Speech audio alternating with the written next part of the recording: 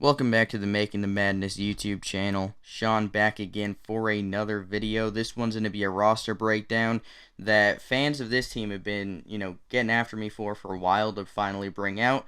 I did another Twitter poll and they won it, and, like 4 days later, I made them wait a little bit, but here we are. I am bringing out the Wichita State roster breakdown for next season. Looking back at what they did last year, they kind of surprised everybody. I don't think many expected them to be very good because they lost so much of their team. Grant Sherfield transferred, Ashbourne Midgard transferred. Both ended up being two of the best players in their respective conferences. Eric Stevenson transferred. You lost a few other players at the portal, but they lost I think 8 players in total to the portal. So they lost so much from their previous season, where they would have been an NCAA tournament team as a first four team more than likely. But obviously COVID canceled the NCAA tournament, so that didn't come to fruition. But last year, in shocking news, they just were really solid. They beat Houston, which really catapulted them into the NCAA tournament. They played Oklahoma State tough early in the season before Cade hit a nasty step back three for the game winner. That was just a really interesting season for Wichita State. They lost their first 4 game against Drake. Tariq Gilbert took a running three with about 4 seconds left on the clock. Probably could have got a better shot, but he was open from about 30-something feet. It went in and out, and Wichita State ended up losing, but positive momentum for Coach Isaac Brown to build on after he was given a real contract. He was the interim coach last year after the Greg Marshall fiasco, and Isaac Brown proved to be an incredible coach, and this year Wichita State's looking pretty solid. Tyson Etan is testing the NBA draft waters. I would suspect him to return for one more season. I think he's going to be an NBA player without a doubt at some point, but I would imagine he's back for his junior season just to improve on overall efficiency. Shot 37% from the field, but 39% from deep. He's a really good shooter from outside. Took almost 8 threes a game, 65 for 166. He has a few things to work on, definitely, in terms of becoming more of a versatile scorer and being more efficient, because shooting 37% from the field really isn't going to fly, and just taking better shots is probably what NBA teams are going to tell him to focus on. The threes are fine because he makes a lot of them. He makes almost 40% of them. But taking better overall shots, not driving into traffic, that kind of thing could make him such a more dangerous player next season for Wichita State. And now his partner in the backcourt is Kwai Grant, the transfer from West Texas A&M. The dude is built like an NFL running back. He is a large dude who makes a lot of good plays. He's a solid athlete. He can shoot the ball really well from outside. Shot 39% from deep for West Texas A&M. He had 22.4 points a game, 38% from deep, 52% overall from the field, 80% from the foul line. Really good field goal percentage splits all around. He had a 40-point game this year against Lubbock Christian. Obviously, that's all at the D2 level, but I don't think that's going to be much different. I think he could average, 14, 15 points a game this year for Wichita State, because the dude's just a pure scorer. He's a future pro. I think he could be a G League guy that works his way up to the NBA because he's such a creative scorer, can pull up from deep. He's a really good driver. He's not afraid to drive into contact, but when he drives into contact, he goes up strong. He can draw fouls. He does a variety of things that makes him a dangerous player to defend, and he has a lot of interesting, ball handling moves, really good ball handler, and at the 2 spot, he's going to be really good for Wichita State next season. At the 3, you got Dexter Dennis returning for another season. He's a guy that tested the NBA waters a few seasons back, and now it appears that he's going to return for his senior season. He's a really good defender, really good athlete, strong, 6'5", 210. That's a perfect build, but he just hasn't really improved at all shooting-wise. He went 40% from deep his freshman season, and it just hasn't really gotten better. 35% as a sophomore, 36.7 last year, which certainly isn't bad, but as a wing guy, you'd like to see him be closer to that 40% again. And just overall efficiency, or that I read the wrong percentages. 40% as a freshman, 33.6 the past 2 seasons, but he shot 36.7 overall last season. So I would like to see him just improve his efficiency overall, because as a wing guy, you definitely want to shoot better than 34% from deep. And 36% just isn't getting it done, no matter how good of a defender he is, because he makes some really good splash plays on the defensive end, but that overall efficiency is going to have to improve next season. But Dexter Dennis is a really talented player. He brings a lot to the table and could be an all-conference guy if his efficiency improves next year.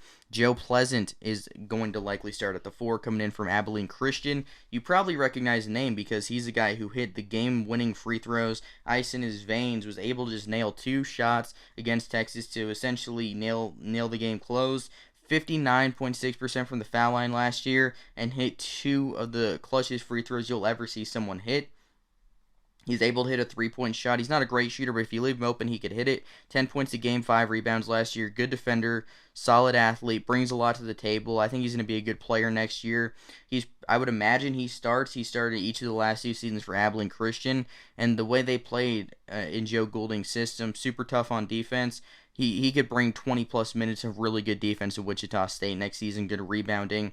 That's a good ad for Isaac Brown for sure. And then Mauricio Deze, who improved a ton last season. He was one of the handful of players that entered the transfer portal at the conclusion of the 2019-2020 season, but he returned and had a big-time season with Jamie Echenike graduating. Mauricio Deze had 10 points a game, 4.7 rebounds per game, but the most impressive thing is how much he improved at the foul line. He was a complete liability from the foul line early in his career. He shot 48% as a sophomore, but was close to 70% last year, 68%. You'll take that because that's a 20% improvement, and that's part of the reason why he was so much better last year. He's always been a guy that goes up strong. He's a solid defender.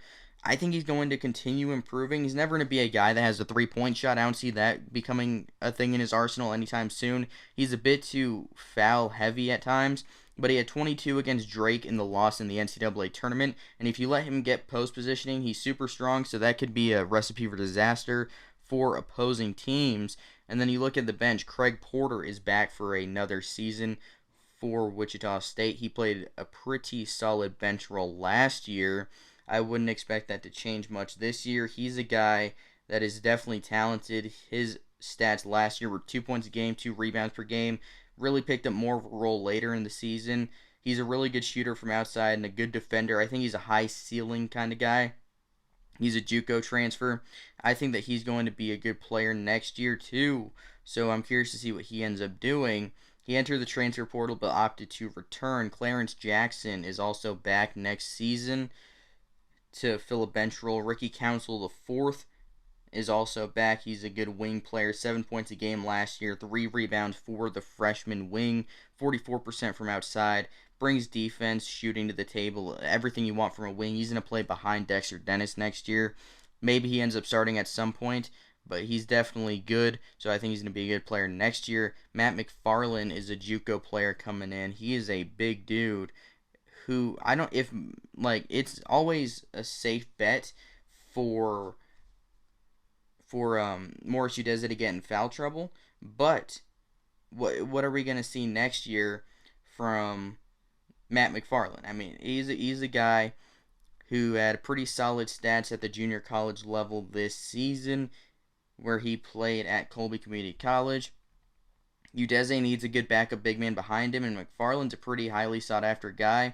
He's going to be a pretty, pivotal bench piece for the Shockers next season because, Mauricio Deze is just always in foul trouble, which is a big-time issue. And then you had Kenny Poto, who is coming in. He's a freshman, big man, 6'10". I'm curious to see how he does in year 1. And then Chauncey Jackson is the other piece in the starting lineup. But overall, this Wichita State roster is very solid.